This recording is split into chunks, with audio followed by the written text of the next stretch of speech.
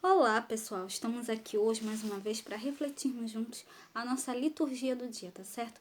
E nessa terça-feira, celebrando a memória do grande mártir Santo Inácio de Antioquia, roguemos ao Senhor que nos fortifique no espírito da caridade, da comunhão e da missão. Então, a primeira leitura está em Romanos, capítulo 1, versículo 16 a 25. Romanos, capítulo 1, versículo 16 a 25. Porque não me envergonho do Evangelho de Cristo, pois é o poder de Deus para a salvação de todo aquele que crê, primeiro do judeu e também do grego, porque nele se descobre a justiça de Deus de fé em fé, como está escrito, mas o justo viverá da fé. Porque do céu se manifesta a ira de Deus sobre toda a impiedade, a injustiça dos homens, que detêm a verdade em injustiça. Porquanto o que de Deus se pode conhecer nele se manifesta, porque Deus lhe manifestou. Porque as suas coisas invisíveis, desde a criação do mundo, tanto o seu eterno poder como a sua divindade, se entendem. E claramente se veem pelas coisas que estão criadas, para que elas fiquem inecusáveis. Porquanto, tendo conhecido a Deus, não o glorificaram como Deus, nem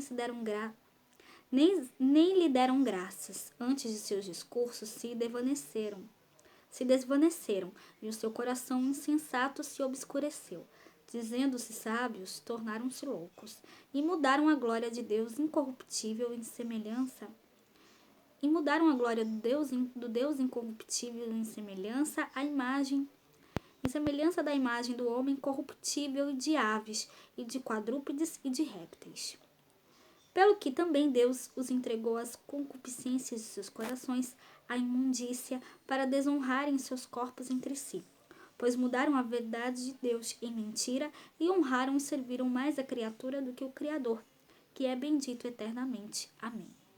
Então aqui, na primeira leitura, fala sobre a justiça pela fé e aqui, a idolatria e deprovação dos gentios. E aqui, o apóstolo Paulo, aqui na carta aos Romanos, diz: tendo os homens conhecido a Deus, não o glorificaram como Deus. Então, que nós possamos sempre louvar e glorificar a Deus, e sempre colocar em prática os seus ensinamentos e também realmente levar a boa nova da palavra de Deus a todos, e fazer sempre a vontade dele. E agora, falando do Evangelho, hoje ele está em Lucas, capítulo 11, versículo 37 a 41.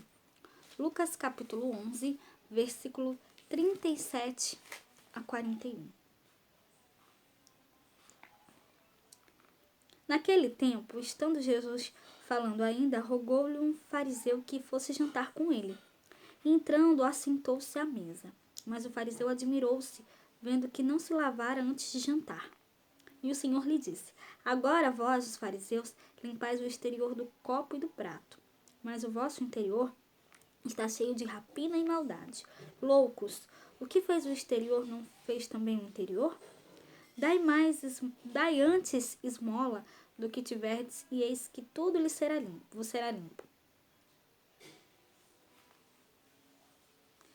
Então,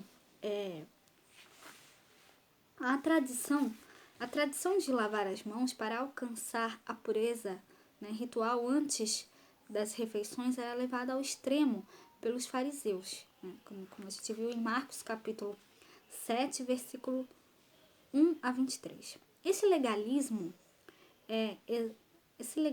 Jesus contrapõe a pureza interior como plenamente mais agradável a Deus. De que servem mãos limpas se o coração está cheio de roubos e maldades? E Jesus vai ainda muito além. Atender aos pobres e aos necessitados vale mais do que qualquer rito de pureza.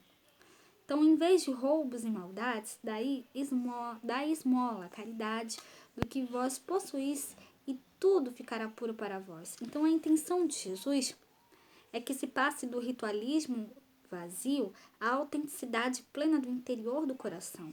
Então, nessa passagem, Jesus interpela a nós pessoalmente e às nossas comunidades. Não se trata de desvalorizar ou fazer pouco dos belos ritos de nossa igreja, mas é necessário que também se viva aquilo que se celebra.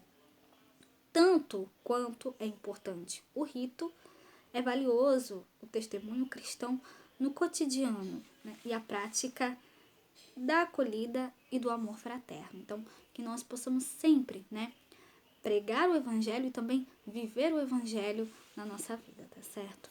Então, era isso que eu tinha para falar para vocês hoje. Muito obrigada a todos por curtirem, por comentarem. Aqueles que só assistem mesmo, também agradeço. Espero que vocês tenham gostado dessa reflexão de hoje. Espero encontrá-los todos aqui amanhã, quarta-feira, se Deus quiser, para continuarmos refletindo cada vez mais as leituras da Sagrada Escritura. Então, muito obrigada a todos e até a próxima, se Deus quiser.